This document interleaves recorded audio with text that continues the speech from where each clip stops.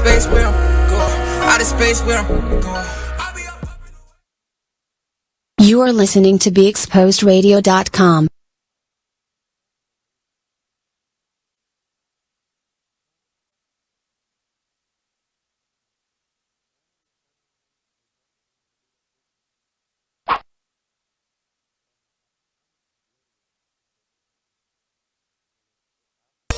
I know it's on. I gotta find it. I know that bitch talking about somebody.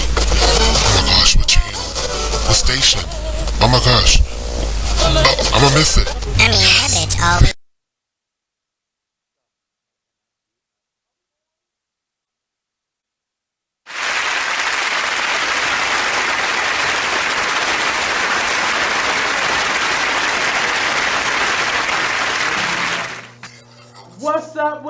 What's up? Hello, hey, Happy New Year. I am restricted on Facebook until April the 24th because I have haters.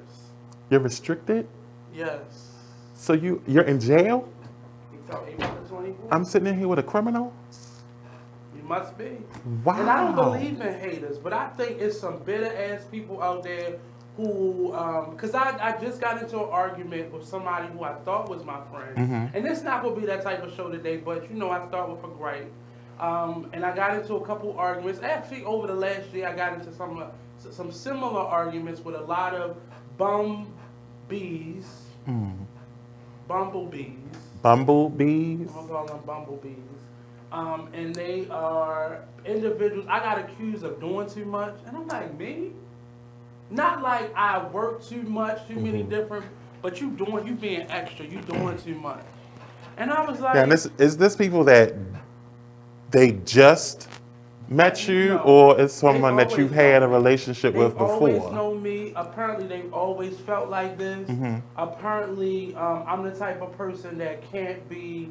I don't want to say trusted because then that means I believe that. Right. But it's people who 9-to-5 warriors. And ain't nothing wrong with a 9-to-5. But I'm saying for me, that has never been comfortable for me. I'm not saying I've never done it. It's just never been comfortable for me because I have too many things going on in my mind, too many things I want to do. And it is harder to live as an entrepreneur. And all entrepreneurs aren't the same because there are some entrepreneurs with a 9-to-5. I'm not doubting how you make your change. What I'm saying is, for me, I'm a special type of person. And I know my light is really bright. I know it messes up people's mind to think somebody like me could possibly be this fabulous.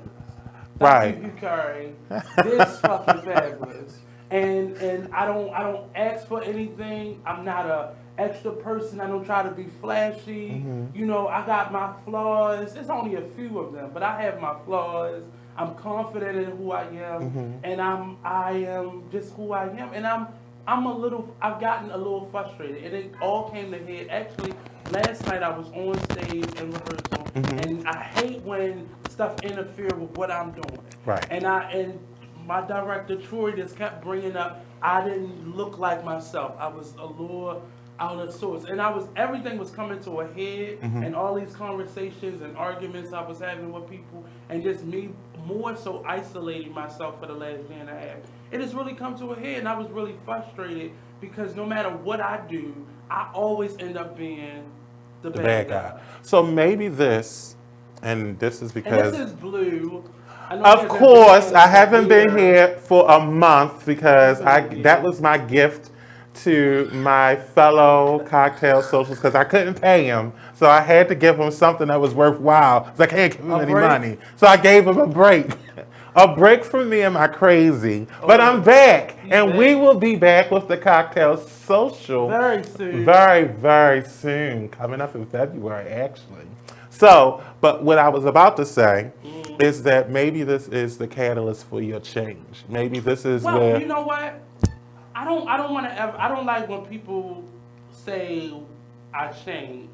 No, Because I'm what the I'm same saying, person, but I've no, grown a lot. so when I say change, I'm talking about evolution, not necessarily in terms of your interactions with individuals, but Right. just evolving, that you're getting prepared for something better that's coming along. So in order for you to get to that point, you have to go, it's almost like whenever you go through, when you're playing video games, in order for you to get to the next level, you have to beat the boss.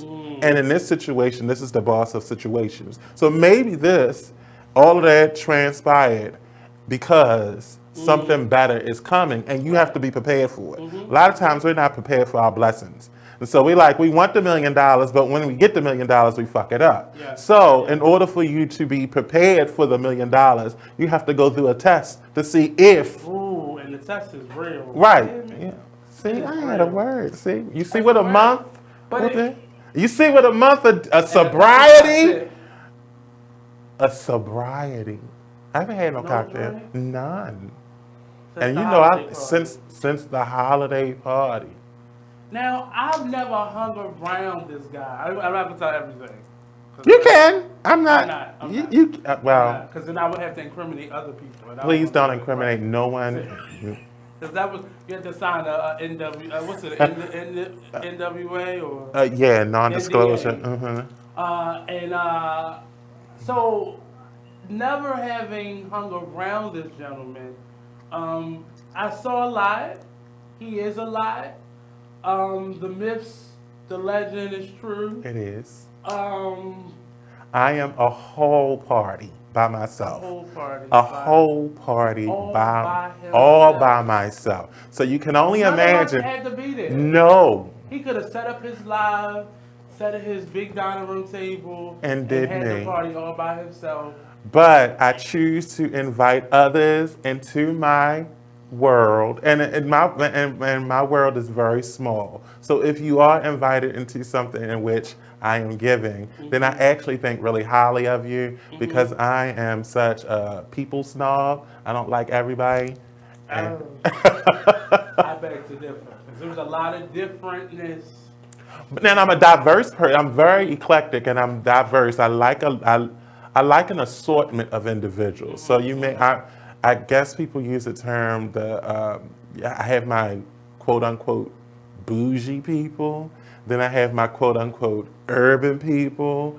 And then I have the mixed in the middle artsy people. Okay. And then I have my, hood, Those are the ones that I like. I like the I like them too, but that's because of my old school self. So I like to have a good mix of individuals, and I only carry the same people with me throughout my lifetime. So, And that's something that I have friends, I have old friends, but I have a lot of situations where I am not the best person.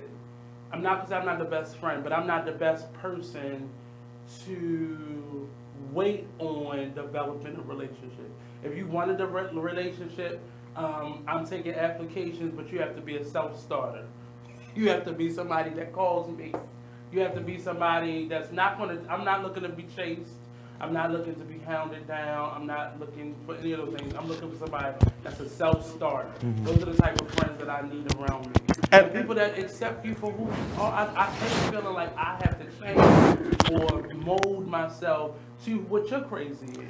oh no, I don't want you to because my crazy is sufficient enough for the both of us. I want you to be exactly who you are, and I think that that's what's consistent about me is that what you see is what you get, and I think that's a hard thing to accept in this day and age because Yes. people loosely state that and then say, well, this is who I am, and then you wake up and you realize that it was their representative. Yep. You don't You actually talk know about them. yourself. Well, all of my friends can honestly say, from the first time that they met me up until this moment, I've always been the same way.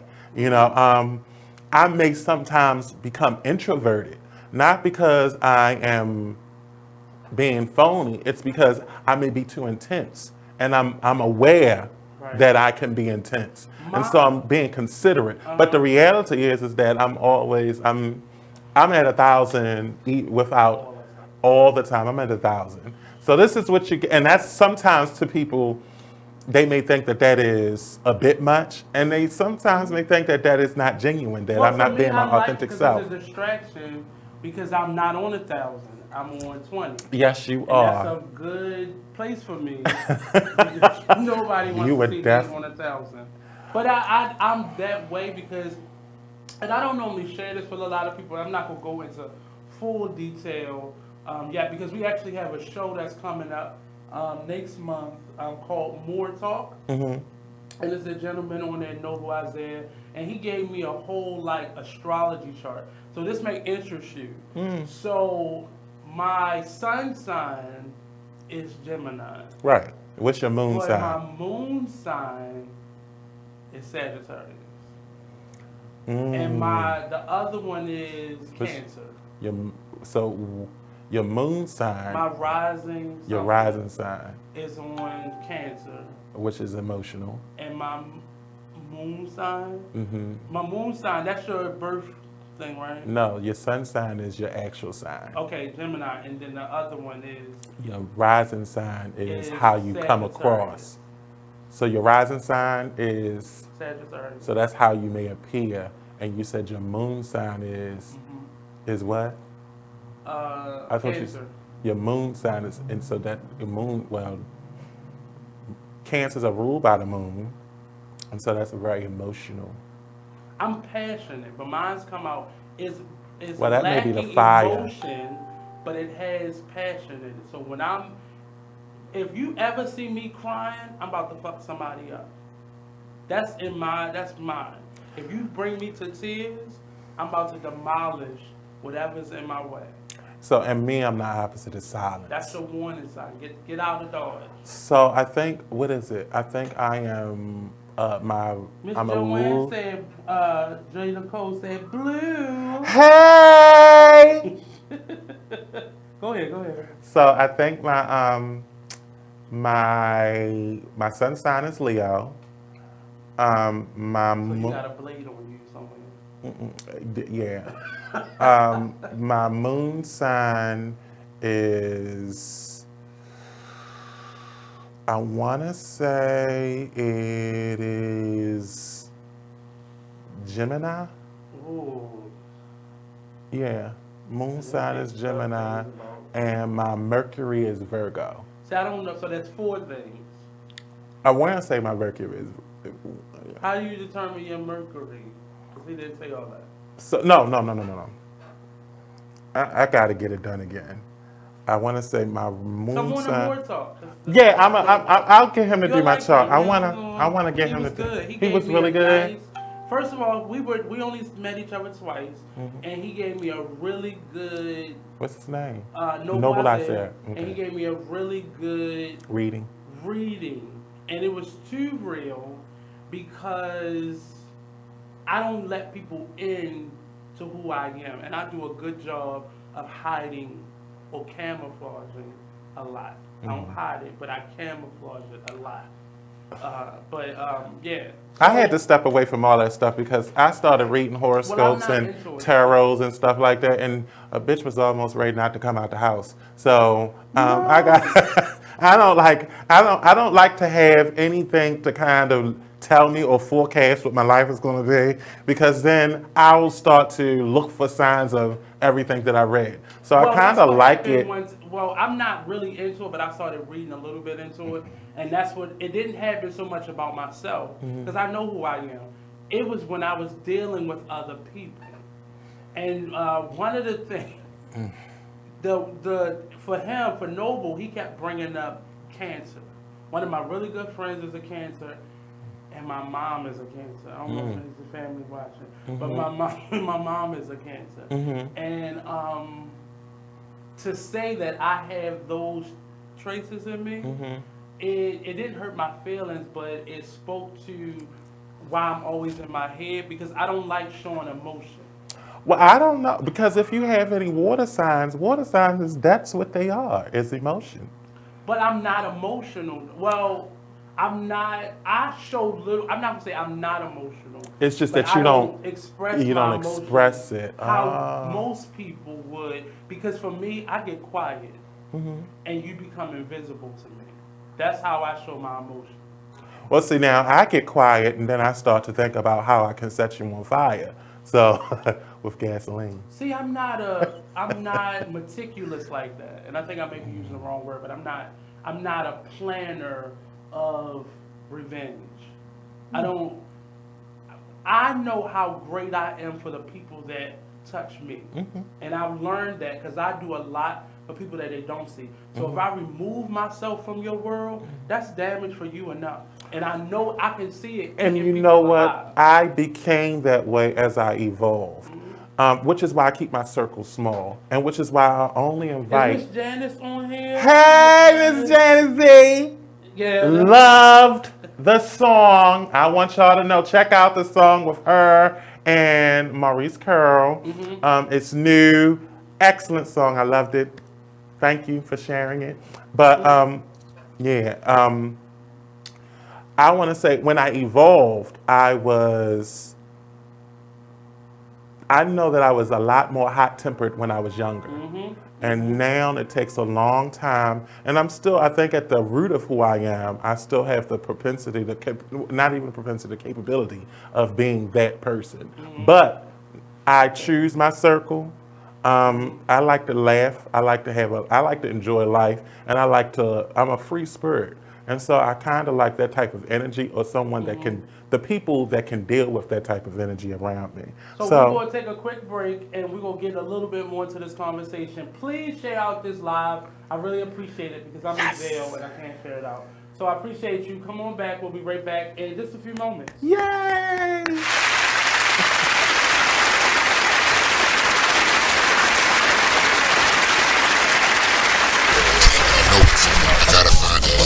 Know that bitch talking about somebody. Oh my gosh, what channel?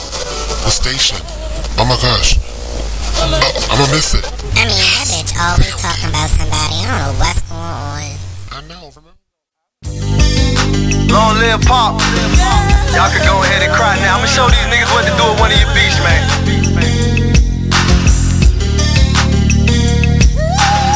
I am Gas, by the way. Strong woman story should have been on CNN. Nobody knows what it's like being Gwen. Windows closed in the house, it ain't no CNN. Can't gain weight for years, she been being thin.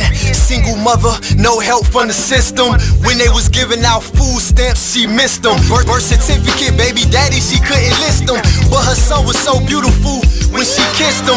Blame it on love, but nigga she could've died with. Destroyed the whole world and found out she was a side chick. The nigga loved his wife and it got hard to hide it. So when Gwen confronted him, he ain't even denied it. Her fault, depends on who you asking. She tried to be a stripper, but the tip out was taxing. Buying all the purses, trying to keep up with the fashion. And her mama hated baby sitting with a passion. She deserved better circumstances. A black queen, she should've been blessed with certain chances. Looked down upon, getting all the hurting glances. Making men change up all the twerking stances. She never cried about the pain, only gritted her teeth. But most soldiers never get a flower or a wreath. She like G.I. Jane in the war with no relief. Don't recognize why killers was going through her beef. She said more prayers than the nun did. After seeing so much struggles with only one kid, the clinic said baby number 2 couldn't be undid. 9 months later, delivery and it's one big. But this time it was an older dude. But the shit happened so fast, she barely know the dude. Damn, but we all make mistakes though. And the older we get, that's how mistakes go. So he claimed the baby, now with no money. He said shit was hard and his dollars was kinda funny. Ren was feeling like that was strike 2. So when it rains and pours, that's just how life do. She was thinking about her childhood and how life flew. Her daddy she always loved, but she never quite knew. This was before the bags and the cellulite grew. Other bitches in her shoe, no telling what they might do. You lose a lot of friends, they start to despite you. Passing judgment when they don't got the right to. And even though I love the gangsters, the same for the gangsters. I remember you no matter how big the fame gets. Paint a perfect picture, baby you can frame this. As long as I'm slapping, you will never be nameless. While I was robbing, you did things that was shameless. Both products of our environment, we was blameless. They deserve better, those women who raised men. Out of town with us in that days in. The ones we leave on the streets when them days in. Got slammed right with us when the feds blaze in. Not only men is going through it on the wild turf, but the women too. Add that to the childbirth, kids raising kids, not knowing what a child worth. How you walk in they shoes when every mile hurt. Turn down the nigga, now you can't get respect from him. Think you should fuck just cause you got a check from him. It's bad, ask him where is his pad. Them broke niggas always bitter and it's sad. So what they done to you, they done to me, they done to us. So when I speak of real niggas, just know you one of us. Yes. Very much.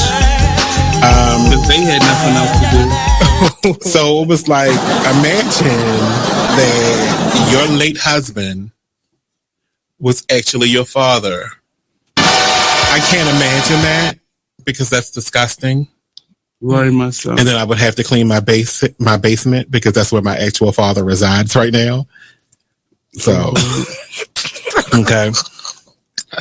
The 60-year-old woman learned the truth about her husband, Percy, 6 years after he passed away. Not Percy, though. Percy doesn't sound like that name. Percy just sounds like a feminine boy. Really? Yeah. But nobody told you at no point. Sound Like Percy. Look at Percy over there with his purse. His name first. Percy always switching. And you just keep laughing at him. That's a joke. What do you call it? What's the gay boy's name? Percy. Percy. What are you doing, Percy? I don't even know what to say about this one. And I'm the one that said it.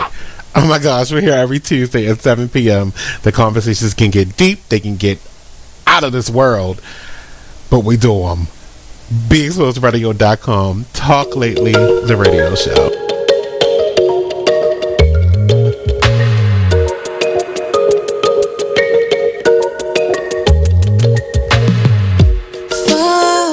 This unknown to find who we really are. Crash into something new and take a break from our broken heart. Talk with the hip, tell me you lie. I think we should go for another round. Baby, try not to say too much. Let your love come down. If you wanna rule, it's some rules you gotta live by. Live by. Stay true to your cool, make a move, don't wait on nobody else. And if it feels like a melody, sing a song we my radio. And if you follow me there, I'll follow you back. Let the night unfold. I can tell that she can't get enough. Show enough, she couldn't keep the feels off from me. I know she couldn't keep the feels off from me. Touching hands till we dancing. Damn it, I know it's on. I gotta find it. I know that bitch talking about somebody. Oh my gosh, what channel? What station? Oh my gosh. Oh, I'm gonna miss it. I mean, that bitch all.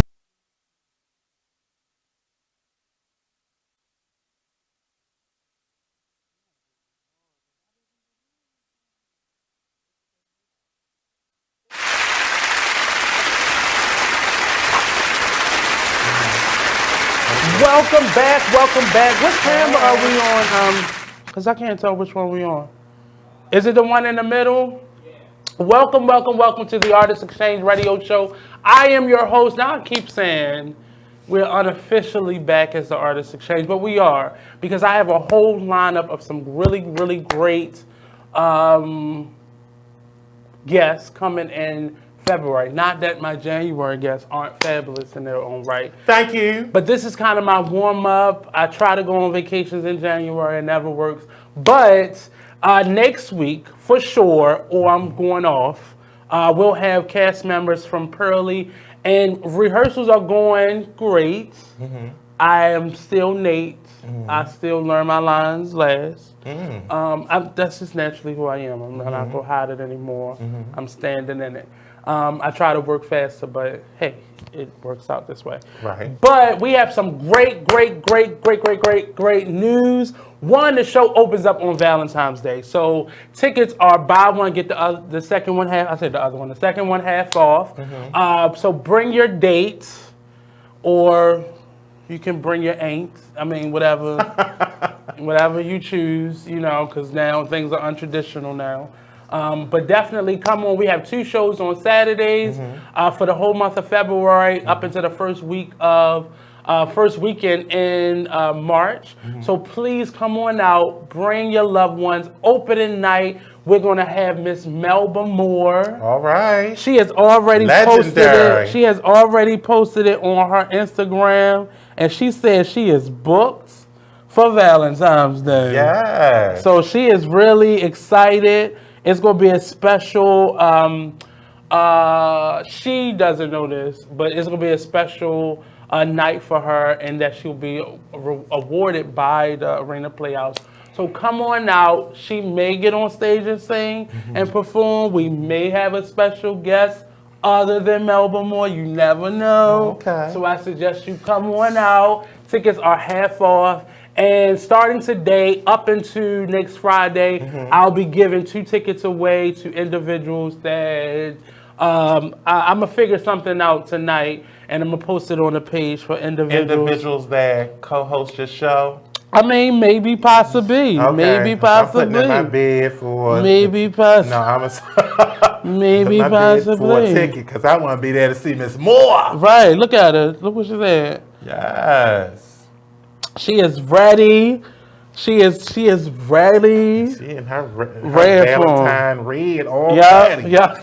She got on Valentine. So come on out. I'm really excited. This is my first time officially working with Mr. Troy Burton. We have a really great cast of people. I've never been in a cast. You know, there's always a couple that's a little, special. But a cast of people who are positive. We like each other. We are... thank you, Jay, for sharing. Please share out this post. I really appreciate it and need your support as we move forward. It's really helpful to what I'm doing here. I'm going into my 7th year on radio, and I'm really excited about that. So we need your help. Congratulations. I know, right? You're not a virgin no more. Oh, no. If I'm ever listening, it just happened. It just happened. Just this year. But she don't know that's a lie, because she knows she was birthed. But I'm really excited about everything that's going on. Pearly, again, the website is, I'll get the flyer in here soon. But I'll give you and I'm going to post something where I'm going to give out a couple tickets for individuals to be able to come. Even if you can't come opening night, it's all the way to, I believe, the 3rd of March. So come on out. I'm really excited. But today, I have Mr. Bleu Waters. Yes. With us. He never sings when he comes on my show. Never. And I really don't appreciate it. Well. I know. You can't pay me in wooden nickels. I don't sing for wooden nickels. I don't give out wooden nickels, nigga. I'm just a love. I get your applause, nigga. But, or tickets. Or tickets. Right. Oh, my Jesus. You got to sing for your water. Oh, Lord. I don't play with these hoes. But today, I wanted to bring up a couple topics. In the first segment, we had a couple gripes. And really, I've had a couple really great conversations. And there are a few things that I will be doing. And I'm going to talk about that in actually the last segment for this hour. Some of the things that we have coming up. But I had a nice conversation with my last guest, Mr. Dimitri Reeves. You probably know him. He dances around. And I don't think he impersonates Michael Jackson, but he's the Michael Jackson. Right, he's like the Michael Jackson guy for Baltimore. And beyond, because he's been all over the map. And I had a really great conversation with him, both on the show and after we was typing. And I really appreciate it. And the gentleman that I had also before him, my last guest for last year, had a really good conversation, but it was all bringing me to what I really want to do, and that's really kind of bring together some guys and have a conversation and make something out of it. So I'll put that to the side, and we'll talk about that later. But there are a few topics that I have on my radar, and one of them is Miss Lizzo. What about her?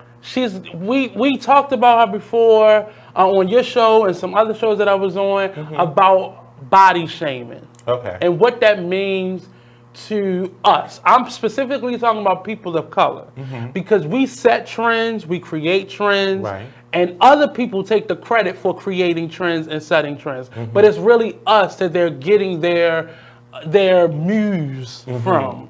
So to speak. And I've been noticing even now, there were some photos that were released of her even after the whole basketball game debacle where she wore the cutout of herself on the back of her dress, but she had some pictures of her on the beach, and she had this two-piece on, and then she did the spread for.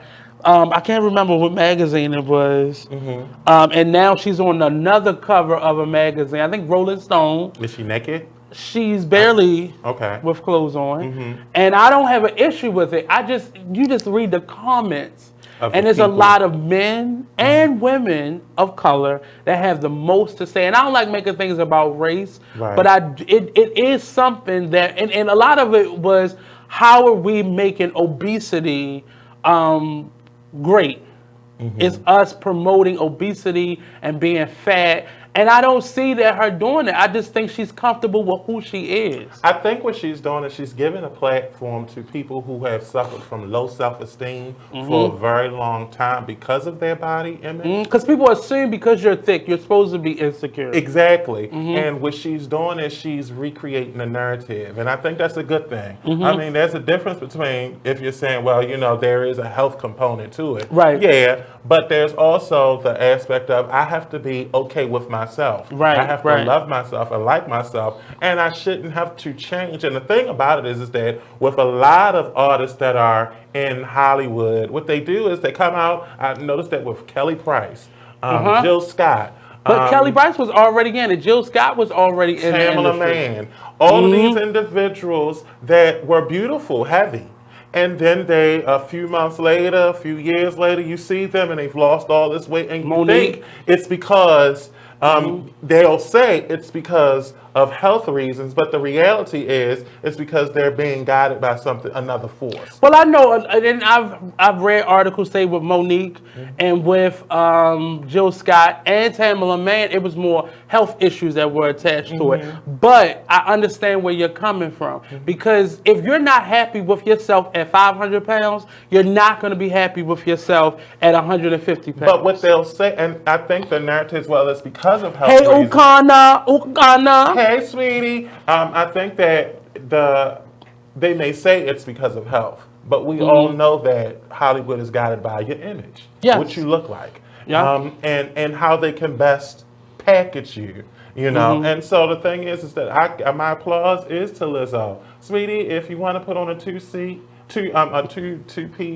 bikini and lay out, stretch out, honey, because I'm going to do the same thing. Now, don't come for me when you see me in a two-piece thong bikini on.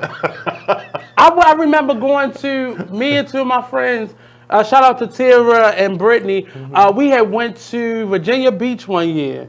And it was a couple years ago, and I just had on my shorts.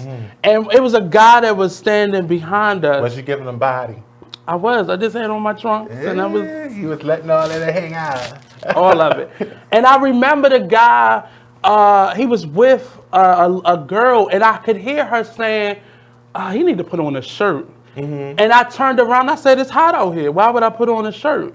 Right. She didn't have a cover up on, and I saw a couple, extra pieces of that chicken wing. But that's where that shaming comes in, is that they'll sit back and judge the way that you look, because it's not necessarily about you, it's about how they feel about themselves. Exactly. I couldn't possibly be comfortable with myself. You shouldn't be comfortable, and you shouldn't have the audacity to be out here in something like that. Now, do I think that some of the clothing choices are tasty?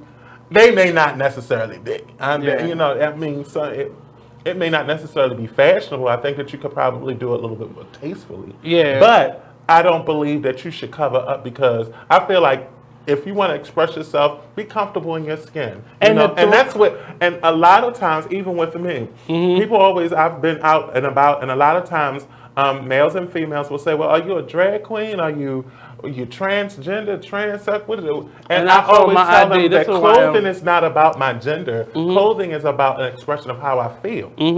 So when I put my clothes on and I'm going out, I'm not putting it on because I'm trying to be something else. I'm putting it on because this is what I feel like in that moment. Right. And people have to differentiate that they have to learn how to separate the two. But it's not them learning how to separate the two. It's more so them learning how to love themselves.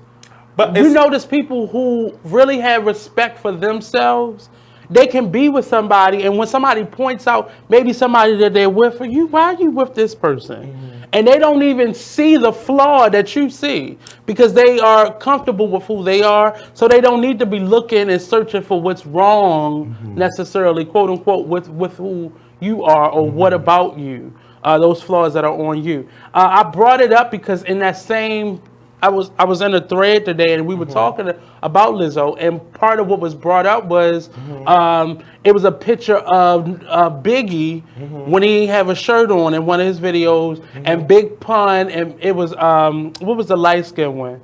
The overweight lover, Heavy D, and it was the Fat Boys. It was somebody had posted all of their pictures, and the guy who posted it said nobody had an issue with this.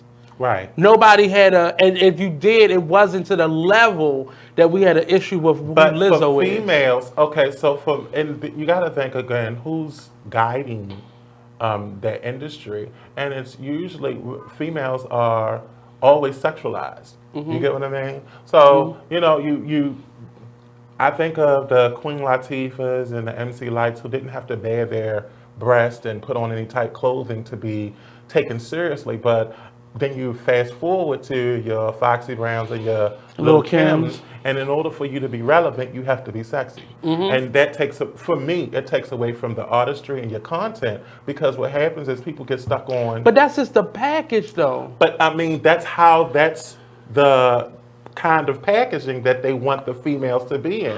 And so then you have someone like Lizzo who comes out and she doesn't fit that mold. And so how do you package that? Well, she has to recreate. You know, she has to create her own packaging. And I think in doing what she's doing, that's what she's saying. Like, you know what? I don't have to subscribe. But what are we saying body wise? What are we saying? Because I noticed a couple other art, like Fantasia's starting to dress like that on stage. She started to dress with the leotard on, with the heavy stockings. The same way that Lizzo is doing it, the same way that Beyonce's been doing it, the same way, well, I never seen Tina Turner in a leotard before. She had short skirts, but it's the same idea. You never seen Tina Turner in a leotard? That's how you got her in her leg.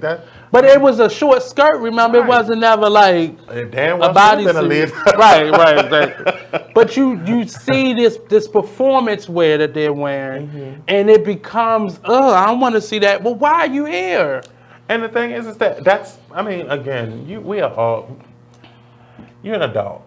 Because J. Nicole said, trust, all these roads be out on the beach baking honey. Hey, But Jay is skinny now, so she another Monique, so I don't trust it. We want all authentic and genuine roles. We do not want former roles on the beach. Right. We want all, if you, let me tell you. I want grandma biscuits. Don't come out there if you under size 24. If you between 20 24, that's what we want, all those roles. Because I'm telling the skinny girls, be comfortable in your skin. Yes, we don't, I mean, and if you don't like what you see, you have the option of going someplace else. And J. Nicole just posted something. It said male versus female, always a double standard. It is. And it is, but at the same time, I deal with the same type of problems, because as a theater actor is a visual thing. Thank you. There's a visual thing, and I've been told several times, in terms of leading role, if it ain't the funny old man that's a leading role,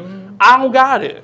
I'm always delegated or relegated over here in this category, and it's been something that I've been really frustrated about. And one of the reasons that I felt out of love with theater in the last 5 years, because I'm tired of people telling me what I'm capable of based on whether I'm fuckable or not. And not if I'm fuckable, whether you want to fuck me or not. Right, but the fact, I mean, I would think that in theater that to see yourself, for me, a mark Go in with your Hawaiian rose. A mark of a good actor is to be able to lose themselves exactly in the role. And so, but that's not how it goes.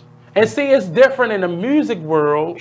No, it's not. No, but it's still different because you can still cut an album. Will they put you in your video? No. No, they didn't. And I mean, look at what happened. You know what happened back in the day with CNC It's Raining Music Man. Factory. Yeah. You know, so they had a whole nother she chick. sued and got her money. Yes, but they had a whole nother chick. Mm-hmm. But she was already out though. Mm-hmm. They just formulated that group. Right. And I just watched the Milli Vanilli documentary. Mm-hmm. It was the same person who put that group together, that put Milli Vanilli together. But we're going to take a quick commercial break. Please share this out. I really appreciate you. Share this out. Add your friends. Tag people. I appreciate you. Don't get spammed on Facebook and go into jail like I did. But we'll be right back. Don't go anywhere.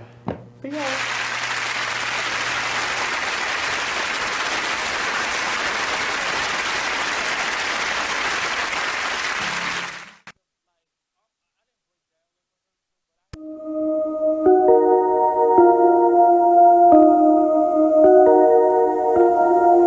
This is a Poverty ENT exclusive.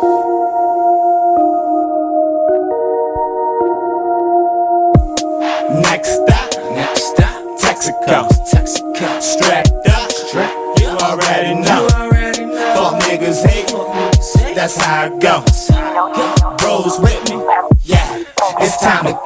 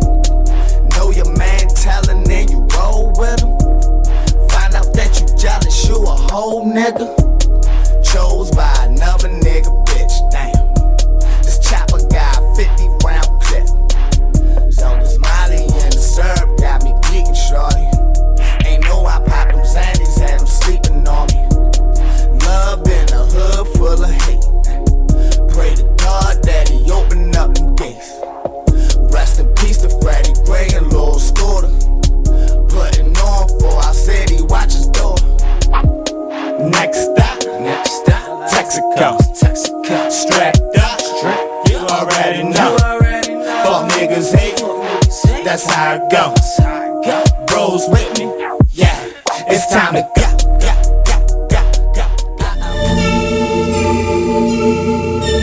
Like the one thing you always gotta remember is people gonna try to project their insecurities onto you. But you can't listen to what them niggas saying. You gotta get out here and do your shit regardless. You gonna do what you love for the rest of your life anyway. So why not turn that shit into something? Be a man of everything you say. This shit bigger than me, man. Like yeah, I'm good and all that, but you know what I mean? I ain't shit without y'all. So no matter what you up against, go hard. Don't matter. Can you imagine how I really having nothing is? Stomach growling, you ain't got no food in the fridge. Surviving on a jail diet of water and bread. No father figure, that's cause my father dead. Mom's bringing different niggas in and out the crib. No money, so you seen this less than all your friends. But it a joke because your mother was a crackhead. Older sister hoeing off, giving all her homies head. I could wait for your response, but they let her hear me talk, so I just wait for the applause. I always knew that I was great, I got them haters so appalled. I'ma make it out the darkness, and my word is my bond. Niggas delivering these bars while I'm gripping on my balls. Jealous niggas hate to see you succeed, so fuck them all. I'm the master of my destiny. Nigga, you not in charge. You either on your grind or in the way. Listen to this flashback of Skyline Radio Show. So where we at? Where we talk about the effects and what's going on in these schools. Yeah. And what people don't understand. Mm-hmm. Just real briefly, I just want to talk a little bit about what people say bullying is or is not. So bullying comes in many forms. It's a teasing, it's the cyberbullying, it's the texting, it's the phone calls, it's the posting of pictures and people's personal information to pretty much cause them harm, to have them feel insecure.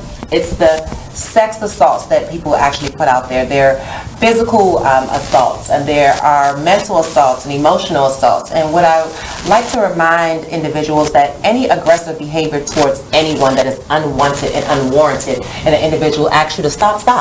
Let's stop there. Stop.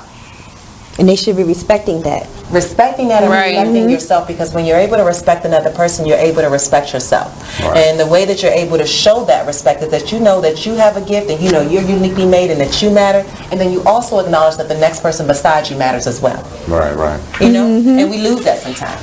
Bullying is a behavior that underestimates the lives and legacy of you. I'm sure when they was bullying me, and I'm sure when they was bullying you, they didn't understand who you're going to become later on. I didn't know. Right, because I'm popping. I can't All right, let me tell you, all those people who felt like they wanted to say whatever to me, look at me now. It's like, no, y'all don't understand, but I've been through some things, okay? And you know what? No. I applaud you and I salute you, because a lot of times we do not take the time to say, I'm okay, and I'm okay with me, and there's nothing wrong with me, and I'm amazing, and I'm blessed, and I'm strong, and I matter. Join us every Wednesday at 7 p.m. for Skyline Radio Show, only on BeExposedRadio.com. What it is, radio show. Go ahead. All right, listen. All right, say situation. Cause I keep telling y'all, it's different situations in the child support thing. You can't just pinpoint one thing. You can't just say, "Oh, he a deadbeat. That's why you're on child support." Oh, he this. That's why you're on child support. Oh, she this. That's why she on child support. No, sometimes it could just go off of, "Oh, I just called him and asked him, can he pay for the pictures? He ain't want to pay for the pictures. I'm taking his ass downtown." Yup. Well, you got to know. Know who you dating. Hold up. You just like I just called her. I just called her and asked could she just get Junior some shoes. She couldn't even get him no church shoes. I'm taking her ass downtown. Now when you go downtown, you go down there, you get $500. Right. Now you mad because you getting $500, and now you really ain't getting no shoes for Junior or Lord CC because you getting $500 now. Right. Yeah, but you gotta remember, if you're a good father or a good mother, and you paying child support, right? You still gonna go ahead and do all that because hold up. It's just what it is. Hold on, and that's another situation. Right. But you know what that creates? Now when we at the party, mommy and daddy ain't even down there speaking to each other. Cause daddy done paid for the party, and he done came out of pocket this month with $600. But right, that's your child. Be mad. Listen. He shouldn't be mad, but he also has another child with his wife. That's on him. Okay, go ahead. He got another child with his wife. Okay. Right. And you're taking away from them. And they taking away from Well, he should have kept it in his pants. Exactly. Should have kept it in his pants. Stop complaining. Stop complaining. Stop complaining. You on some whole, he on some whole other shit over here. He on some whole other shit. I'm gonna tell him. You are listening to BeExposedRadio.com.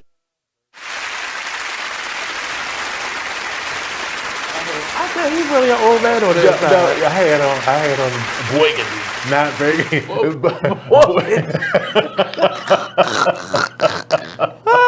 I had on. No. When you said that, I fell out laughing because I was like, "How is he going to talk about my burgundy pants?" And you didn't. You was like, "You got on a whole burgundy outfit, like." You got on it. You might as well wear a blazer. And I was like, and when I went home and I looked at it, I was like, damn, if I had a blazer on, I would have been straight from which way is up. I was like, which way? What's that cornbread? Burgundy, not burgundy. Burgundy. Oh my God. Welcome back to the Artist Exchange Radio Show. I'm here with Bleu, who better bring his ass. What, on the 7th? Or the 3rd, you have to bring your ass. He'll be back in February with the cocktail social, with my socialites. I miss y'all, but I had to give him a break because you need to take a break from me because I'm intense and I don't have any money to pay him. So that was my way of paying him. If you're watching this, please share it out. Shout out to everybody that's on. I see you, Aunt Val, Miss Irene. But I am here, really excited. And we were talking a little bit about Lizzo and body image and just what I've been reading in many of the comments. And sometimes I get a little in that rabbit hole, but it's just interesting how we hate ourselves so much that we can't even think about somebody who is what we perceive worse off than us being an ounce of happy with themselves. And it matriculates in every other area of our life. And I have a lot of people who I've exposed like who I really am. Like it's a struggle being an artist. I've gone hungry many times. I've had to sacrifice so much, and all in pursuit of what I really wanted. But I think as an artist, I think that is the narrative of a lot of artists. You know, I think that when you choose to, you know, and I think that's why a lot of our parents is like, no, don't do that, because they realize I didn't have that though. Nobody ever said I couldn't do it. I don't think I said I could do it, but my mother wasn't a big fan. She was okay with me singing, but that wasn't. She wanted you at a job. She wanted me to have a secure foundation. And she in her mind, you know, you can be an artist, but it's going to be a lot of work. And it's going to be a lot of heartaches, and it's going to be a lot of. And are you emotionally prepared for that? And I think that as artists, you don't realize that you are, when you sign up to be an artist, you are, even though you may have a love for it, your hobby, which your passion is, your art becomes your job. So you are employed by the masses, and you have to appeal to them. And there is a team of individuals that create their image, that what they see you as. Even if you started out, and I mentioned, like, you know, the Lavelle Crawfords and things like that, you may start out as one way. But there is going to be at some point someone that's going to try to mold you into a more marketable brand because you are a product. I've had that happen, especially with a few people who wanted to be my manager, a couple people who wanted to help me kind of take the radio or whatever I was doing to another level. It was always how I dressed or what I looked like or my mannerisms, whatever that means. But this is actually transitioning us into our next conversation. And the question is, can you be an artist without the struggle? Meaning, and not necessarily the financial struggle. So, as an artist, my childhood or the trauma that I've been through or damaged relationships, can you be an artist without that struggle as your muse or your push? I think you can. I think it takes away from. For me, I think what people fail to realize is that there's beauty in pain. And so I think that, and that's what people have kept. I almost choked off like that. I think that's what people have capitalized off of, is that you can get so much. There is a lot of, because it's raw. So it's not like the refined diamond. It's the rough, unshaved, unrefined, unbuffered diamond. And so it has more wealth because of its rawness, you know? And I think that that's what, that's what a lot of artists pull from, you know, is that they have to go to a place of vulnerability. Oh, okay. And to evolve and that transition, which is why some artists, you think of it, a lot of artists, and people don't realize, is that a lot of them don't become their legendary status until after they passed on. Look at the Billie Holiday. Exactly. Or the Nina Simone or the Donny Hathaway. Absolutely. Many of these people who tormented souls. But they had, and it's because of their torment that they were able to capture some. I think of even Mahalia Jackson. Her upbringing, horrible, horrible. But from that, Ella Fitzgerald too. It was so much. There was such beauty out of that ugliness that you have to look at it and say, well, you know. And I think that's the difference between an artist and someone that's just making a money off of it. I think true artists really they are their art. They're an embodiment of it.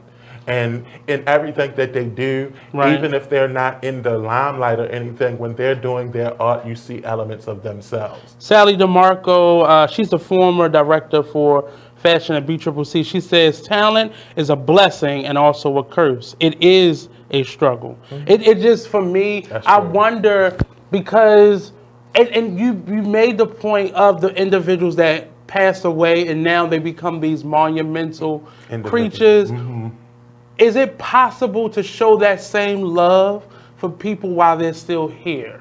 It is. I think that people, because they say, like for Mary J. Blige, people only like her when she's in pain.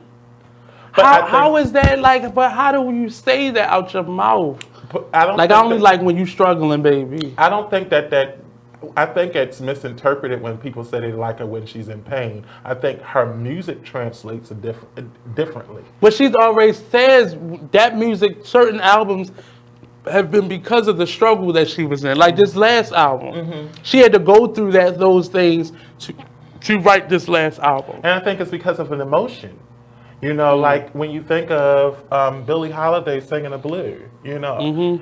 It's a big distinction when she first started from those last couple recordings. Absolutely. And when you think of Mary J. Blige, the music changes. So if you are nobody likes her happy music. You can't sing a sad song and you happy.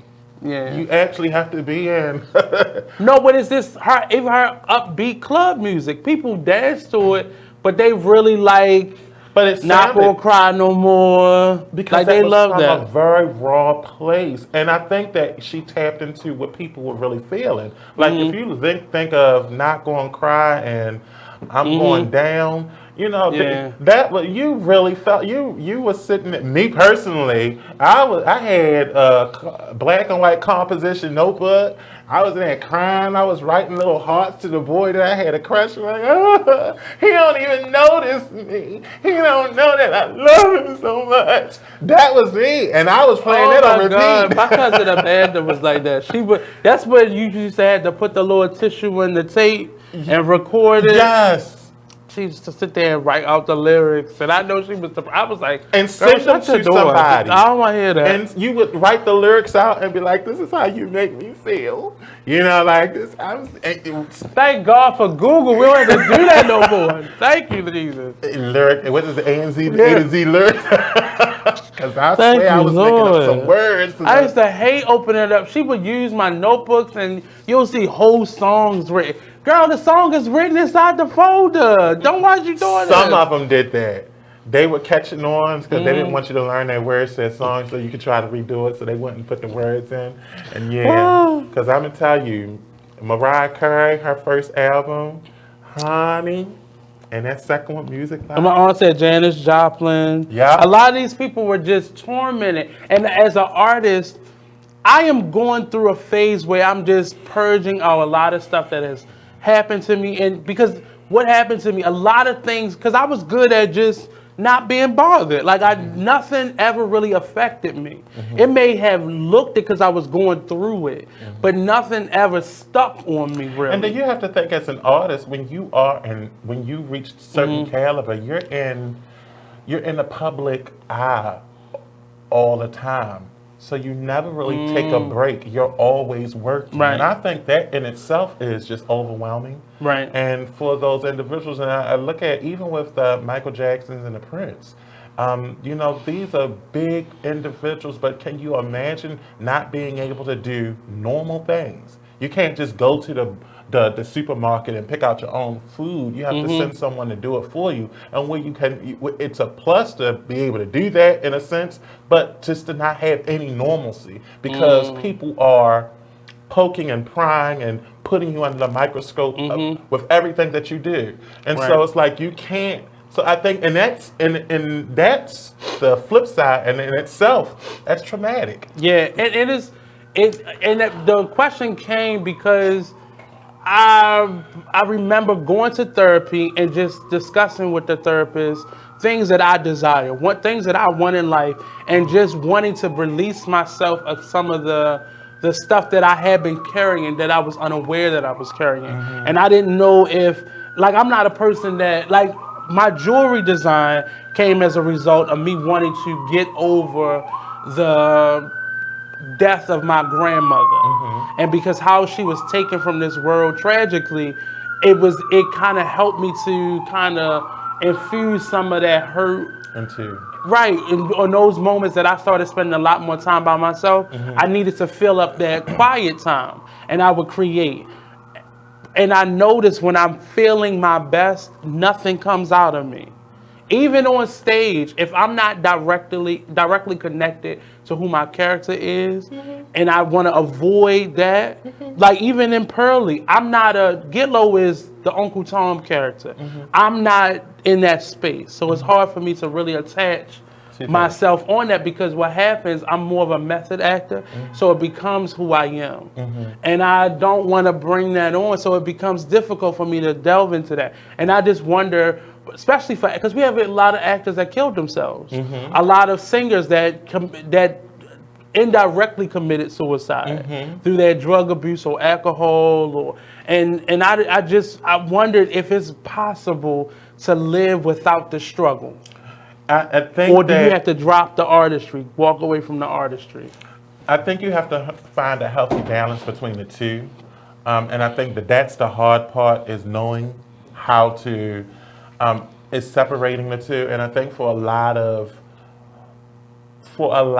artists, it kind of overlaps. So I think we have this division where we don't see that the actor is the same as a singer, it's the same as an instrumentalist, it's the same as, but they actually are. It's just that their method of expressing themselves, the tool in which they use to display their art is different. But I believe that they still have the same. Being an artist, being an entrepreneur in general, I think is hard on your psyche, because there's so much of you that often has to be put to the side to be able to get things done. But at the same time, you're being told who you are is supposed to be who you put into your work. So you begin to put that pain into your work.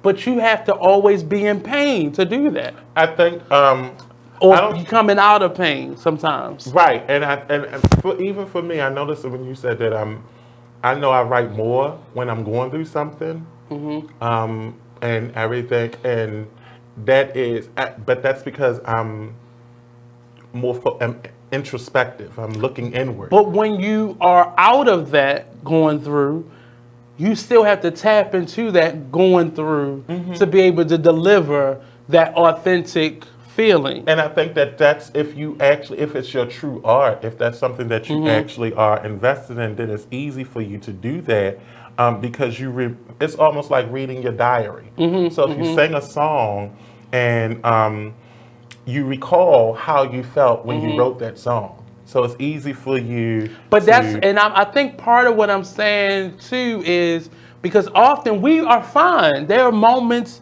in life where we're fine. But as a performer, I have to go, like on stage, you have to tap into something that makes you cry in order to cry. I never learned how to just cry on cue. I had to go back to a memory or something that makes me cry in order to think. Now I've learned how to go to a happy place with tears, like certain things, like you watching certain things on TV and they remodel a whole home for somebody, like things like that break me apart. So I've learned how to go to a positive side and bring the tears. So that was a trade-off, because I couldn't keep taking myself back to when my grandmother was tied up in her apartment and me being able to see that. I couldn't take myself back to that place no more. Or those what if thoughts that we have to make ourselves cry. I couldn't do that anymore. I had to find an alternative. And I was like, well, if I could do that, I don't have to carry that pain with me. So how do I do this for other things in my life? Like when I need to express my art, when I want to create jewelry, how can I tap into those things that make me talented? And does the struggle make you talented? No, I don't think the struggle makes you talented. I think the emotions that you experience during the struggle, and it's how you shape and color those that emotion and those experiences.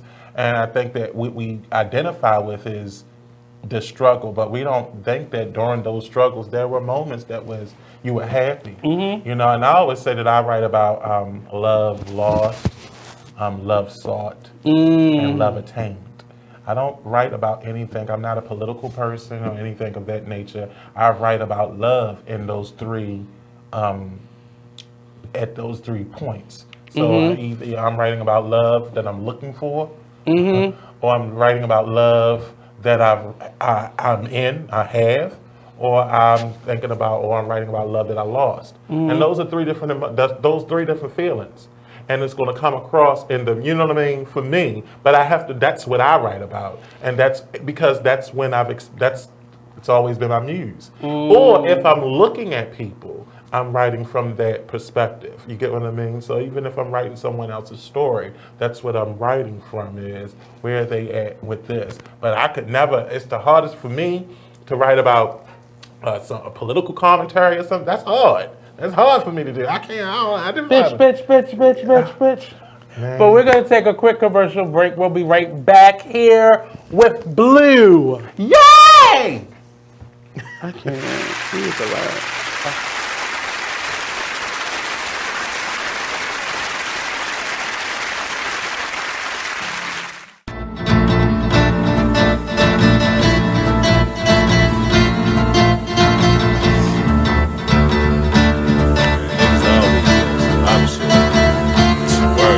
First they love you, then desert you. Leave with a plate full with no spoon. Ain't no space, I can't escape negativity. I got used to the taste. I've been bad, burned, then fucked over. But remain strong through the mass over. Kicking haters out of the way like mass over. Roll up, sip something, let it pass over. Who would I be? It ain't the man to me that let the next man take advantage of me. When that storm come, no pan I see. Get with it, not without it, then you'll see. I peep the haters, they know I'm greater. That's why they buzzing for the elevator. But I can't save you, we too loud on the pedal stool. Don't carry fakers, always got your hand out demanding favors. When I just looked out, now you need more paper. I can't breathe, give me 3 feet. I never let y'all be the death of me. When my patients run there, yeah, nigga OT. Cause they wanna see me down like I'm an NCT. 6 words, get the fuck away from me. Say I help you out if you can help yourself. I keep it G till I DIE. Now excuse me while I get back to PC. HOP ain't losing sleep while your third eye always on me. I'm steady green just to feed the team. My boo, she know that I'm king when chasing my dream. These niggas it seems I rip them, trash them, then put on new jeans. Man, see the problem is, man, you know, I keep it 100, man.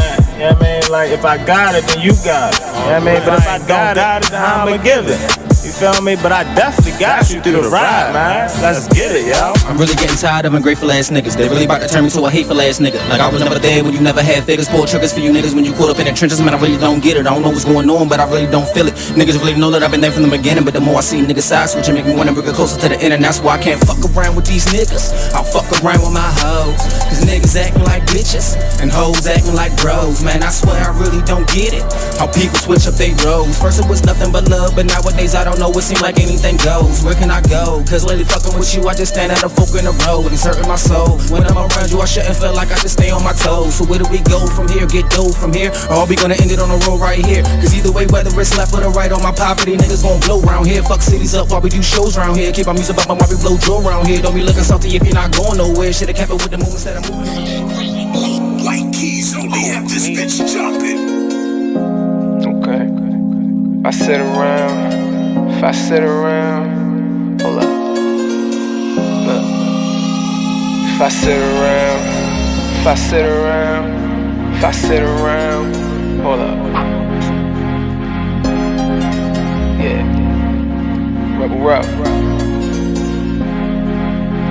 Let's do it. If I sit around, I'ma smoke some more. Wasn't even thinking about smoke before, but I'm in my head, I'm in the bed. Don't know who I am, like I'm wearing a mask. Work them old, tell them where the cash. If you wear the cash, tell them where the cash. If you playing for you, gon' run it back. Don't make promises, but I promise that. Don't promise me, cause I ain't into that. Fell in love with that and got hurt from that. That was all over in the curtains. You are listening to Can't the see you not Exposed noticing Radio. that. I'm letting it go, it ain't holding me back. Yeah, I'm on dice, but ain't come for the crack. Drinking with uncle, we only do jack. How I'm alive, I thank God for that. Praying about it. You are listening to BeExposedRadio.com.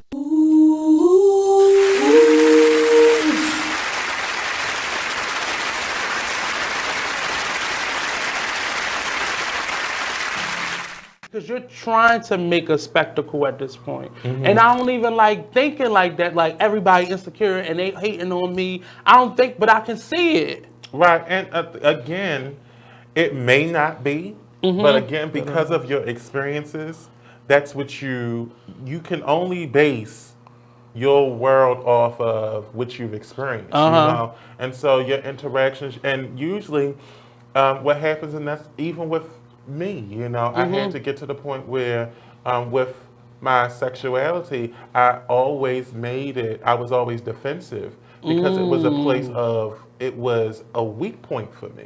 And so, for instance, you know, words like faggot and sissy and, you know, homosexual stuff like that, in the back, I had the same feelings over those words that a lot of people feel about nigga. Where it made the hairs on the back of my neck stand up. And to the point where, you know, even with I told a story on a show with my an English teacher that she was like my shiro. Shiro. When she called me faggot in her class, and why you in my classroom faggot, and how it wounded me for years afterwards. And so I always think that we have to self-examine what is it about ourselves that we are what are we bringing, and what do we have to work on that area of development. And now it doesn't affect me. What I did was I took that same thing that was once a weakness and I made it a strength. I kind of use it as, you know what, I'm going to capitalize off of it. And it became helpful when I used to be on the bus cracking on people and people would crack on before I was so sensitive because, you know, that was the first thing that they could go to. Well, now, if I'm talking about myself, you can't make fun of me. But see, the strange thing for me, and my aunt just said, when people try to make other people feel uncomfortable, it's really because they are uncomfortable. That's true. But I never went through that as a child. I rarely got teased, and if it was a teasing situation, like in school, I was good at joking back. So I was the person that went too far, and he like, Nate, you ain't had to go that far. Or like at home, I had a bunch of aunts around me. I never forget this one boy was teasing me on the step, and my aunt was about to fight him. So I never had to really fight my own battles. I never had to deal with people that were bullying me. I never had to deal with that until adulthood came. And you like in a regular room with adults and you just feel something coming across the table. You're like, this shit ain't a compliment, but how do I deal with this? And for me, when I was younger, I would just come back. Because when you in hood situations, you cannot be quiet. You gotta come back. And I just learned how to do that quickly as an adult. But then I was like, well, I feel good about me, so I don't gotta address this. And it got to be, I started being quiet more. But me being quiet, it taught me because I started listening better. And I would hear how people was talking. And for me, I think I know so many different types of people, so I always hear information. And I don't like when people bring me stuff, but it's something to be said when someone brings you information from over here and they don't know each other. You're like, how the hell did this get to this person over here? And it just made me more guarded. So I can say I'm a really guarded person because I became really private because I didn't like this hand knowing what this hand was doing. And it wasn't so much me being shy or uncomfortable with who I was. It was more me wanting to just be comfortable with who I was without dealing with all the insecurities. And I have insecurities. Like I used to have a fear that I was going to be a bum. Most of the men in my family never owned anything, never really had much. And I felt like I was going to be right in that line. So I have insecurities like everybody else, but so I always it's not about what I look like or what I sound like or act like. Just me. My personal philosophy is that I don't have to own your human. You know what I mean? Right. I'm sorry. I'm laughing about her because she know it was Kathy. That's how we know. I don't have to own your human. And I don't. And it's okay when you're being human. I may not like your human. I may not like what you're doing, but I have an option of being available to that. So it's like, you know, I pick and choose. But I can see you're sensitive to how everybody is thinking in a room. Not that it's about you, right? But I can see you in every conversation, and that's what I look at when I'm in a room. And I try to. The reason is because I feel like from a person who I don't think I was. I think that a part of who I am today is because of what I lacked when I was a child, and that was sufficient enough attention. And so what I try to do is I try to make sure that I'm giving people an equal amount of it. So I may not be able to engage everybody for 30 minutes, but I try to give everyone some attention because I believe people deserve that. And that's probably why people gravitate towards you, because I was never lacking in friends, because I think the quiet person attracts everybody like that. And that used to be what happened to me. So every loudmouth, every outspoken, every life of the party would always gravitate to my corner. And I never had to make friends because I would just sit there. Why are you being so quiet? And then a conversation would spark up. Well, see, for me, I was a nerd, so I was actually very quiet. I evolved into a loudmouth. I was extremely, I'm still into books. I'm a geek nerd and what is it? What's the geek nerd and? Oh no, I can't say that because I didn't feel a dweeb. Dweeb, geek, and nerd. Yeah, because they have two different things. But I'm all three of them. But the flip side of it is that I'm able to. I use it to my advantage. So, but I was always quiet. I'm better off. I'm very much an introverted person. It's just that, like, if I'm at home, I'm content with sitting at home. Netflix and chilling by myself. But that's who I am, and I have my aunt, and I think one of my cousins are on here too. Hey, cuz! This person that you see right now, this is probably still a shock to them, and I could see it. But it was, you know how you young and you have desires, and you know I'm gonna do this and I'm gonna do that. I always knew stuff like this was gonna be for me, but it was just I never wanted to talk. But the funny thing is that I'm kind of unless glad it was one-on-one with somebody. I'm kind of glad that you're getting to the point where you're able to open up because people actually get to know you. And they don't have an assumption about you. A lot of times with quiet people, the assumption is that either you're snooty or, you know, something. And that's, well, my family think I'm snooty. So well, I thought you were snooty. I said, okay. But then I was like, you know, that was a snooty ass. I'll say to that point, I never was raised to think I was better than people, but at the same time I was. But it was never, I'm better than you, but I'm better than the things that I'm seeing you doing. Right. So it was always just know what you don't want. And my thing is that the stuff that you may be judging me for doing is stuff I'm not judging. No. And that's the way it's perceived. But I'm gonna say that a lot of times what happens is that the things that people everybody say that, not don't be. Well, no, I mean, because when you say, well, I'm better than the things that you're doing. No, but it's more so I don't drink. Okay. So I'm not looking down because you drinking. I'm not looking down because you drinking. I just don't want to do that. Right. And I think other people try to be like, well, come on, get it. No, it doesn't. So I have to be better than that situation. It's not that I feel like I'm better than anybody. And trust and believe, I've had to deal with this with family, cousins, siblings, a lot. And I don't feel like friends, strangers. Prick out their little and do a line and cut their. And I'll be like, oh my goodness. And you be sitting there like, well, so that's what we're doing? Okay. I keep the conversation going. That's good for you. I don't have to do it. But I think that's still an insecurity in other people who feel like I'm judging them. Now, I think that's wrong. It's wrong for me. Right. But I've always maintained that. And I'll say that to people. Do you, boo. Please do you. Just know I may not stick around for all that shit, but it's just not for me. Right. But do and that's you good. That's protecting. Call me when that's not a necessity for you. That's protecting your space and your energy. And I didn't do that enough. You have a right to do that. I think that a lot of times people have to make a justification for protecting their energy, and you don't. Your energy is your energy, and your responsibility is to you first. So when it comes to how you feel about certain things, it's okay to say, this is not the space for me, or this is not the energy for me, and it's not a reflection of you. It's just that. But I didn't feel the need to always say that, and that's why I You don't have to say that. You don't. But I'm just saying, in saying it to yourself, even when you self-talk. Because I would walk in, I would just, when people started smoking, even with weed, I would just walk in the other room because I didn't want to smell like it. And they're like, well, you think you better? No, I just don't smoke weed. I I don't feel like I should smell like weed if I don't smell weed. Right. That was dumb to me. But people would take that the wrong way because they feel some kind of way that they're doing it. And for me, having such a diverse crowd, I have that. So you have your drinkers, you have your smokers, you have your loud people, you have your quiet people. And so for me, I have to kind of make sure that everyone is balanced, that they're not put off. Because they're in this, they have to share space. But and see, how can they do that right.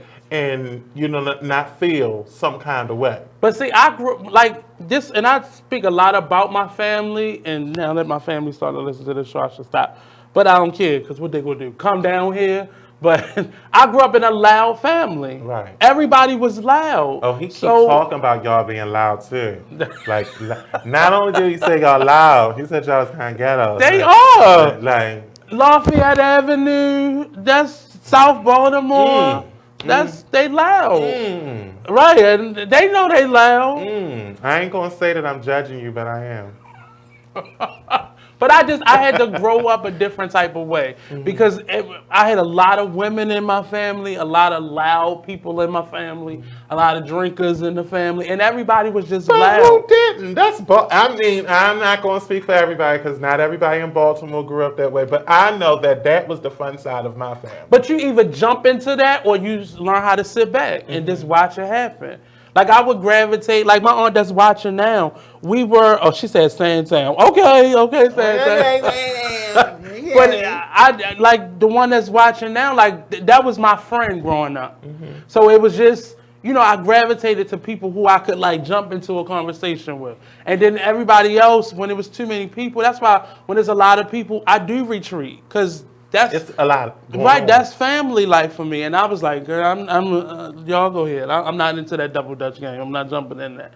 But it's just I've had to learn how to just be a part. Like you don't have to always retreat, but just learn how to be a part of.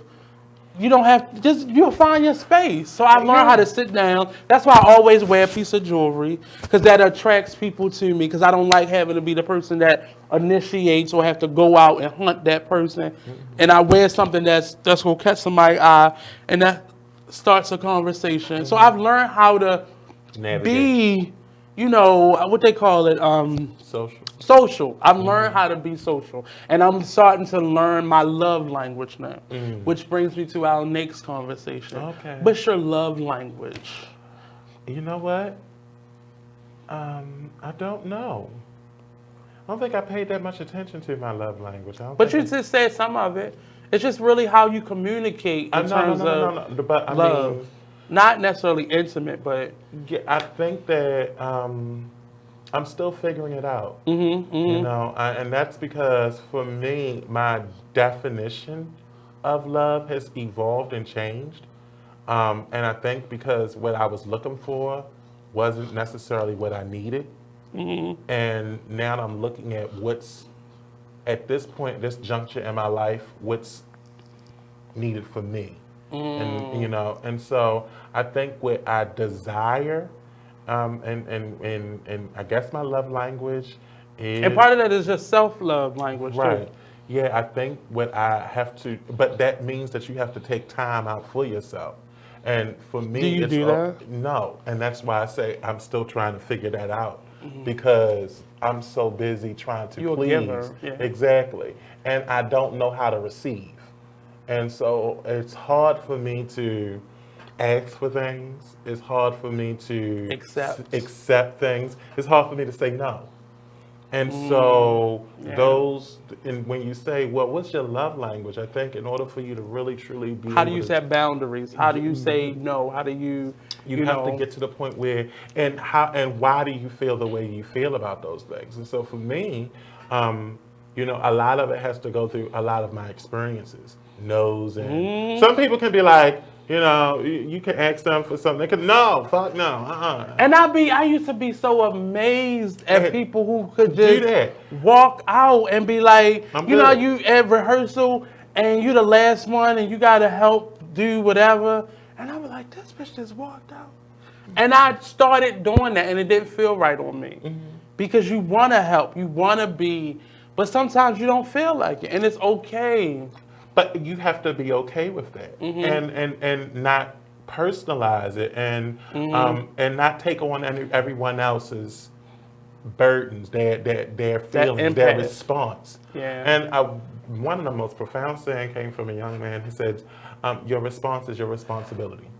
And I believe that because you made that choice. you make that choice. And so for me, it's like Ooh, that's a good one. Yeah, that how you internalize things, how you deal with things, that's your responsibility, and you have to deal with it. And so for me, I'm learning how to deal with how you respond is your responsibility. Yeah, your response is your responsibility. Your response is your responsibility.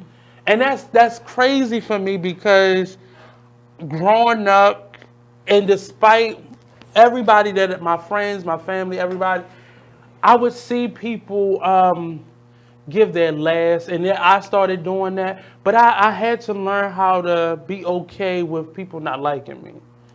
And see, I had a hard time because I'm like, how could you not? I ain't do nothing to you, though. And I started not questioning whether they like me, but I would know that their dislike for me was because I just said no. And for me, and it's so funny you should say that, because in my experience, not liking me was synonymous with not loving me. So I needed your like, because your like was kind of like I was important. I think we see that a lot in our close friendships and our family. When we don't like each other, I used to take that as you don't love that person, or you don't love me if you don't like me. And I've learned now, there's plenty of people I don't like. I still have love for you, but I don't like you. Well, and I'm learning kind of, and that's about me, and I guess learning that love language and learning how to grow. But you're still getting that now. Yeah, I'm still getting that, and I'm still getting to that point, and I'm okay with that because I started late. I think when I started, it's a difference. You can be intellectual, but you can be emotionally stupid. Yes. And so for me, I was emotionally immature because I never really did a lot of, that wasn't something that was developed. It was, you had to function logically. And that was what I was conditioned. That's street smart. Not even just in general, book smart, street smart, just being logical, but not necessarily emotional. And so when it came to interactions with people and even interactions with myself, it was from a very cold and sterile place, but it wasn't necessarily a place where it was emotionally healthy. Well, I would say for me, it was exact opposite. We had to learn the same lesson, but for me, I came at it optional. I was the one who was younger who would be emotional. I would, if things wasn't happening, and it had nothing to do with what I wanted. If I saw people wasn't getting along, that would physically hurt me.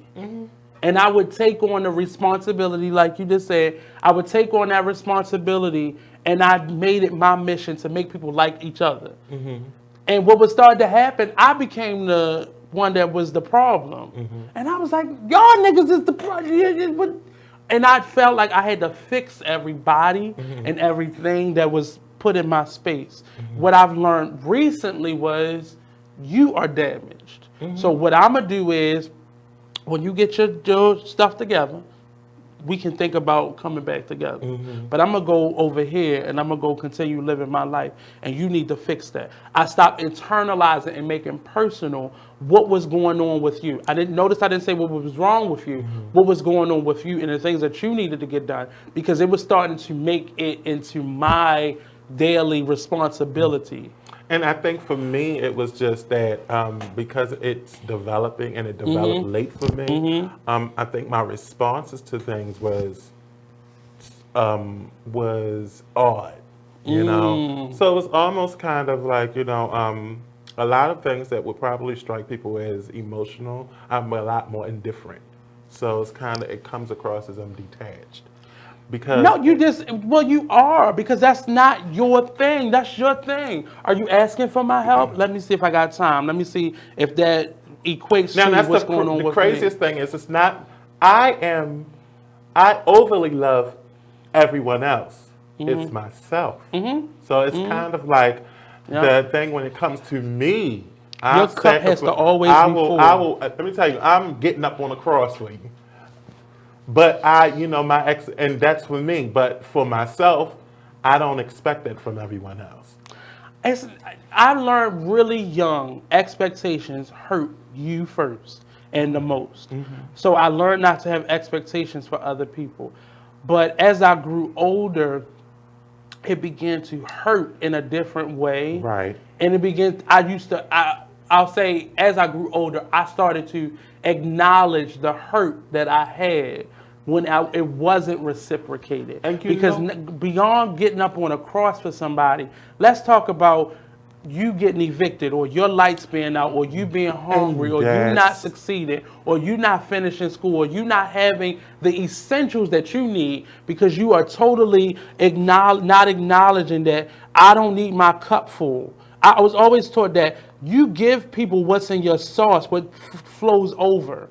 You have to maintain a full cup, and I never knew how to maintain my full cup. I knew how to fill my cup, but if somebody hungry over there, I gotta feed you. And that was me. And it has gotten to the point where it's been detrimental to me.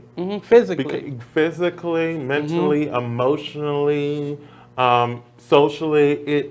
I give and give and give and give, and my expectation is that at some point someone can say, I look for it. But again, I always use the analogy that if you're pouring out and you're pouring out into other people, who's pouring into you? What's pouring into you? Yeah. And if you don't make yourself available to be poured into, or if you have a lid on, if you put a boundary on it, where as though even if they tried to pour into you, you won't allow it in. That's what it grew to me. It grew to me being in a place where I didn't allow people to pour into me, because I remember breaking down in church one day, and how life hits you, and it's like you don't know. My friend Brandy, I remember burning a hole in the back of her head, like, please turn around and stop me from doing this. But it was this, and I think mentally she was like, he got to go through that. And I was pissed at her because I couldn't stop crying, and all the people on that side was like looking at me. And I remember people coming up to me after the service, and they would preface the conversation like, I don't got nothing to help you, but you go get through this. And I was like, I didn't even need the first part of that statement, because I didn't ask anybody for anything. But when it felt like whenever I was going through, it was never anybody that would just sit down and not only just listen, but help. And help doesn't mean writing a check to somebody or erasing what's happened, but just listening sometimes. I must say, what the hardest thing for me is, I guess, and this is, I don't know how, and I guess it's me, my interpretation of what it means to be loving and a friend. But I've always been the type of person who I've always questioned, if people actually see me as a genuine friend as I see them. You get what I mean? Do they value me as much as I value them? And because I'm a loyalist. I believe that loyalty is love. I am that person. I am the friend that if you called me, fall from grace. I am the friend. No, I am now not like the movie. That is because this is not what there's now. That's the end of the conversation we about to have. What I will say is this: I am that friend. If you ever get into trouble, I'm coming to help you. But I'm gonna say to you, and I don't ever tell people what I see, but because I know you gotta get. What I'm saying to you should be confirmation. It should be the first time you hear it. But people see the value in you. They don't value you. That's true. And that, when I say that broke me into so many pieces, when I learned the difference, people see the value in you. They do not value you. Because the moment there's any inkling that your well is dry, you ain't gonna hear from them. That is true. And I remember the first time I first it wasn't even the first time. I was literally broke at that point. I didn't have the money that I used to have. I wasn't comfortable in my life like I used to be. And I remember telling somebody, and I thought I was talking to a couple friends. And I was like, I can tell friends this. I stopped getting phone calls. I stopped being invited. I stopped being, asked to do things because I was the person that would go on vacation with somebody who didn't bring any money with them and make sure everybody was. How do you go out of the state? How do you go out your house, fuck the state or the country, without any money? And I was the person. But when those tables turned and I began to align with not having it like I used to have it, I started realizing you saw value in me, but you never valued me. You never saw what was valuable about me. Hold on, let's hold that for a minute. We gotta go to our last commercial break, and we'll be right back here on the Artist Exchange Radio Show with crazy ass Bleu. Yes, he really crazy. I am a little bit.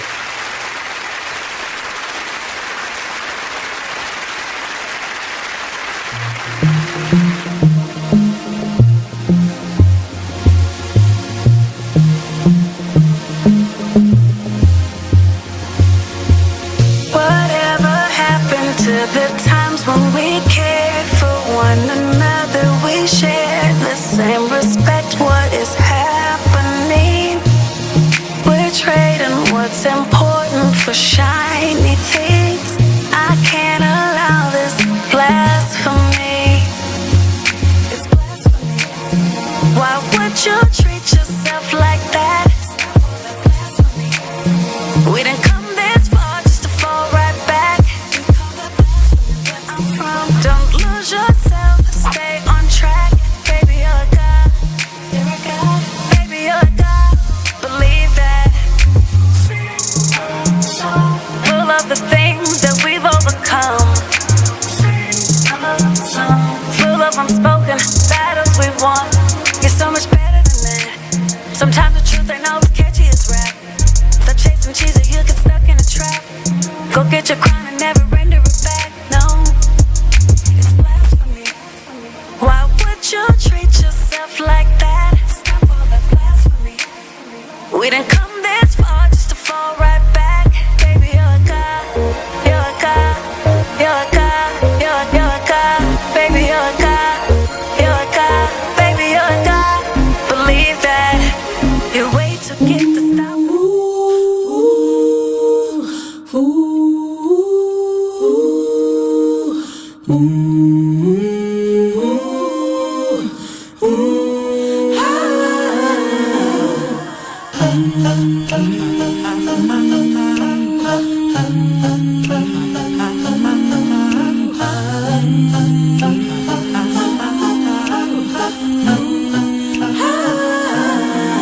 You're like an internal bleeder. Can't see your pain, but it can silently kill ya. So deeply wounded, but don't say a thing. Too afraid of what the people may say or think. So you just sit there and you suffer in silence.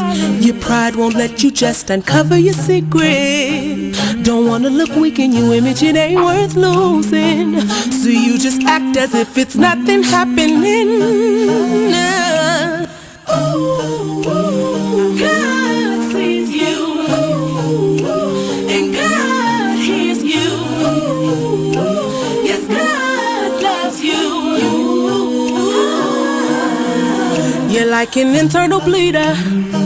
Can't see your pain, but it can silently kill ya. Suicidal, depressed, but you won't say a thing. Too afraid of what the people may say or think. You feel alone even though the people surround you. Popping pills every night even though you know they can't solve it. The emotional pain, it just seems way too heavy. Your mind is racing, wanna scream, somebody help me. You are listening to BeExposedRadio.com.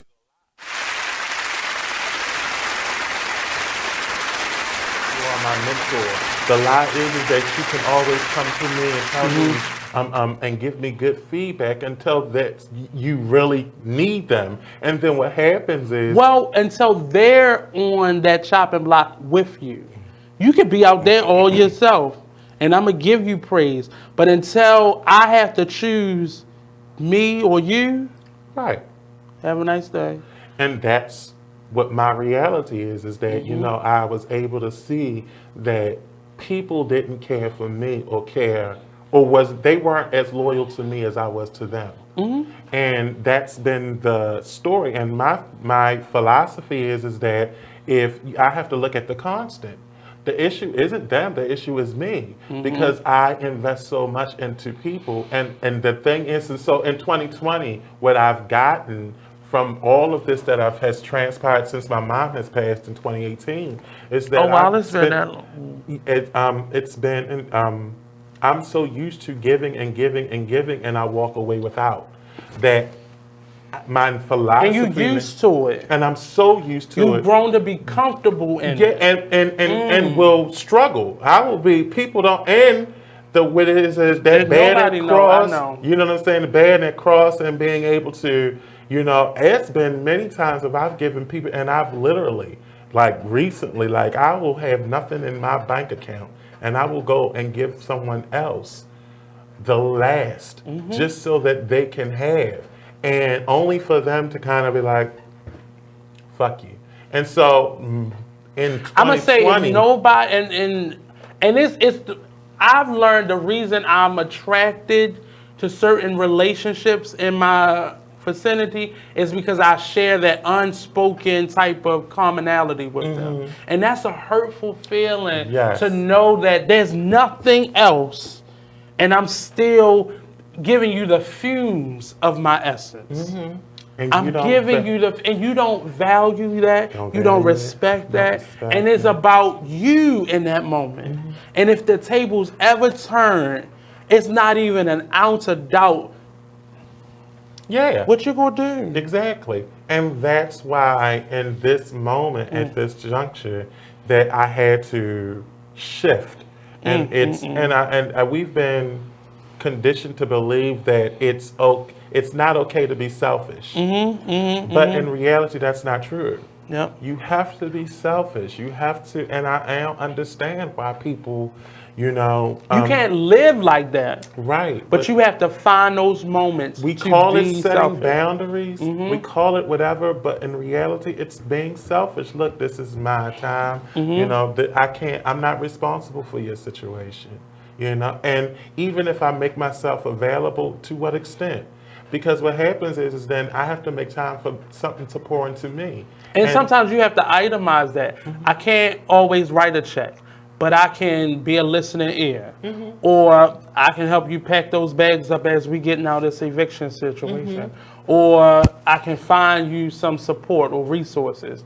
But you have to be okay with the level of help that you can actually give, and you cannot worry about how they feel about it. And you can't take on their burdens. You got to take on yours, and that was my biggest thing. I would take on everybody else's shit.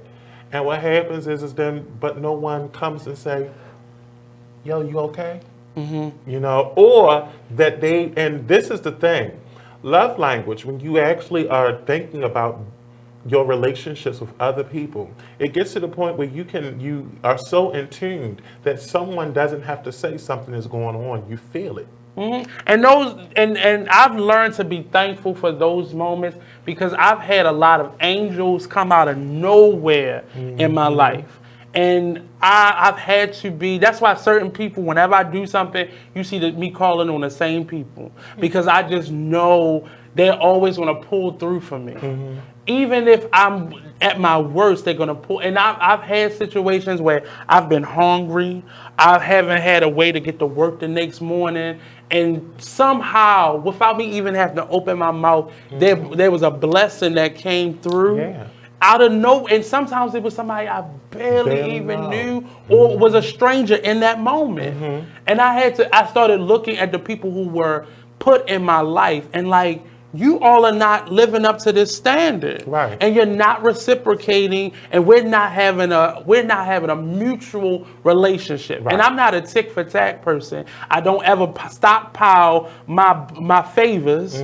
I don't ever do that. But I'm a person that I'll give you till I'm gonna go over here and get something to give you. I wasn't a tick for tack person. I am now. And that's I am, and the reason it's not. It's about me. Well, it's unfortunate for people who really need it and would be that reciprocal force for you. So, because, and I say that, and it may come across, when I say tit for tat, I give, and now I have an expectation that you give. I have an expectation that you treat me with regard, that you value me. And so that's when I say... Those are now standards in your life. Yes. So, yes. Different from an expectation. Yeah, my friendship is like, no, you can't be... I don't see you, I won't even give you that title of a friend. If I can't expect that same, because when I look at you as a person and I call you my friend, then that to me is the purest form of love. Is friendship. There is no love greater than that. Even in romance, if you're not a friend of the person that you're romantically connected to, then you have no foundation. As I'm in my 30s, I say this crazy enough. As I'm learning to date, that is a standard that is most important to me before I find out anything else about you. I want to know your name and can we be friends? Right. And if I can't, that's family, friends, job associates, whomever. If I don't see us having a strong, and we don't have to go out and have drinks, but if we can't be friends, I can't deal with people. And that's what hurts me, because that's what has hurt me, is because when you have a perceived friendship and you realize that it wasn't that. But look at how you obtained that friendship. You didn't set that as a standard in the beginning. It wasn't communicated as a standard in the beginning. Now, if we communicate and it becomes a standard and you break that rule, then it's just, I can walk away from this. But if I don't see it coming and you were faking, people have faked their way through 30-year marriages. Yes, so how can we not think that they'll fake their way through a friendship? And But when I find it out, I'm done. Yeah. Well, this was wonderful. Cool conversation. See, you missed me. You don't have these types of conversations with no damn body else. It's only with me, because that's the energy I bring. You finished. And so, join us. When? I want to say, I don't know. I want to say it's February the 7th. Is that Friday? Well, while I'm doing my closing, you figure that out on your calendar. My phone is dead. Oh yeah, well that's a late life that you live. But I'm gonna go through real quick. But real quick, the Artist Exchange Radio Show. I'm really excited about some of the things and meetings that I've been having lately, and I used to feel that I had to show everything that I was doing, and I'm learning really quickly. Everybody ain't praying for you. Everybody ain't happy for you. And there are people who are happy for you, but those people keep praying for me, keep sending out positive images, keep tuning into the show every Monday and Friday, 5 p.m. to 7 p.m. Now in February, though, the Friday time may change slightly, only because I got to make my call time. The show opens up on February the 14th. Come on out, opening night. It's going to be a nice reception, some vittles. We're going to be welcoming Miss Melba Moore to Baltimore. Can we get tickets at the door? You can get tickets at the door, but no, it's a lot of buzz. But yeah, you can get tickets at the door. Really come on out. I really appreciate you. If you're looking for a new show, you have a show, you're looking for a home, I'm taking meetings right now. Hit us up, info@beexposedradio.com, or you can hit us up on Facebook. However, because we are business and we do business. If you're trying to sponsor or support Be Exposed Radio, or Cocktail Social, or the Cocktail or the Artist Social, Exchange, or the Artist Exchange. Where did we find you? At the Cocktail Social. What's your email address? It's lcooper037. Okay. At yahoo.com.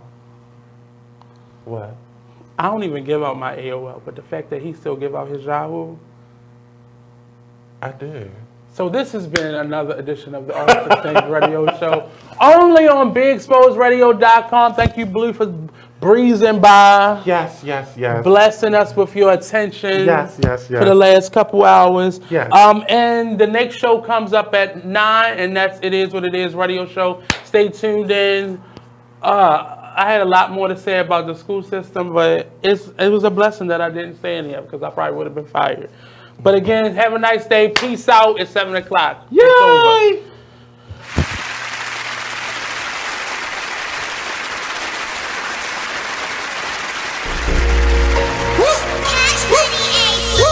Skirt, skirt, skirt, skirt, skirt, skirt, skirt.